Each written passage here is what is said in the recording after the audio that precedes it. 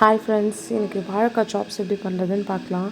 அதுக்கு வந்து onion, tomato, கொத்தமல்லி, புதினா, கருவேப்பிலை, மிளகு, சீரகம், இஞ்சி, பூண்டு, பச்சை மிளகாய் இதெல்லாம் அரைச்சி எடுத்துக்கோங்க.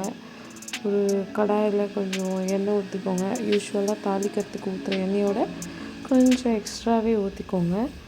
அந்த எண்ணெய் சுடானே கடுகு பொரிஞ்சு வந்தோடனே கொஞ்சோண்டு கருவேப்பிலை போட்டுக்கோங்க. ரெண்டு பொரிஞ்ச பின்ன நம்ம அரைச்சி வச்சுருக்க அந்த பேஸ்ட் இருக்குது இல்லையா, ஸ்டார்டிங்கில் சொன்னால அதை வந்து போட்டுருங்க. இது போட்டு இது கொஞ்சம் லைட்டாக வந்து இந்த ஆயிலோட கொஞ்சம் ஃப்ரை ஆகட்டும். இது ஆயிலோட ஃப்ரை ஆனோடனே வந்து கொஞ்சமாக மஞ்சள்தூள் போட்டுக்கோங்க. அப்புறம் வந்து கொஞ்சமாக மிளகாத்தூள் போட்டுக்கோங்க. மிளகாத்தூள் நம்ம கம்மியாகவே போட்டுக்கலாம். ஏன்னா வந்து சில்லி போட்டிருக்கோம், பச்சை மிளகா போட்டிருக்கோம், இஞ்சி பூண்டுலாம் போட்டிருக்கோம். அதனால் அந்த காரமே போதுமானது. ஸோ மிளகாத்தூள் கொஞ்சமாக போட்டு நல்லா மிக்ஸ் பண்ணி விடுங்க. இது வந்து அப்படியே குக் ஆகணும். இந்த மசாலாவும் அந்த மிளகாத்தூள், மஞ்சள்தூளெல்லாம் பச்சை வாசனைலாம் போகிற அளவுக்கு கொஞ்சம் லைட்டாக குக் ஆகணும். ஸோ கொஞ்சம் ஜென்டலாக மிக்ஸ் பண்ணி விடுங்க. மிக்ஸ் பண்ணி விட்டு கொஞ்சம் குக் ஆன பின்ன கட் பண்ணி வச்சுருக்க வாழைக்காவை வந்து இதுக்குள்ளே போட்டுருங்க. இதுக்குள்ளே போட்டுட்டு ஸ்லோவாக ஜென்டலாக வந்து அந்த மசாலா வந்து எல்லா வாழைக்காயும் ஸ்ப்ரெட் ஆகிற மாதிரி நல்லா ஜென்டலாக மிக்ஸ் பண்ணி விட்டுருங்க. மிக்ஸ் பண்ணி விட்டோடனே வந்து பிரித்து விட்ருங்க. வாழைக்காய் ஒன்றோட ஒன்று சில சமயம் ஒட்டிக்கும் ஒரு பீஸோட.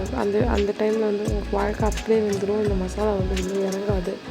ஸோ நல்லா பிரித்து உள்ளே வந்து இதை இறக்கி விட்டுருங்க. இது நல்லா இது பண்ணி விட்டோன்னே கொஞ்சம் வதங்கினோடனே லைட்டாக தண்ணி ஆட் பண்ணிக்கோங்க. தண்ணி ஆட் பண்ணி க்ளோஸ் பண்ணி வச்சுருங்க. க்ளோஸ் பண்ணி வச்சுட்டு கொஞ்சம் நேரம் கழித்து இந்த மாதிரி பிரித்து விட்டிங்கன்னா கொஞ்சம் ஈவனாக ஸ்ப்ரெட் ஆகும். குக்கிங்கும் நல்லா ஈஸியாகவும் வேகும். ஸோ விட்டுட்டு கொஞ்சம் நேரம் விட்டு பார்த்திங்கன்னா தண்ணி சுண்டும். இன்னும் கூட தண்ணி சுண்டணும். ஆனால் வாழைக்காய் பார்த்திங்கன்னா ஒரு 90% குக் ஆகிடுச்சு. ஏதோ ஒரு 10% இன்னும் குக் ஆகணும். 90% எப்படி குக் ஆகிடுச்சு சொல்கிறேன்னா, இன்னும் கொஞ்சம் ஹார்டாக தான் இருக்குது. வாழைக்காய் வந்து சாஃப்டாக இருக்கணும் ப்ரெஸ் பண்ணி பார்த்தா. ஸோ இன்னும் கொஞ்சம் நேரம் விட்டு பின்ன பாருங்கள். இது வந்து மசாலா நல்லா வெந்து தண்ணி சுண்டின பின்ன எண்ணெய் பிரிஞ்சிருச்சு. இப்போ வந்து இந்த வாழைக்காய் சாப்ஸ் வந்து ரெடி ஆகிடுச்சு.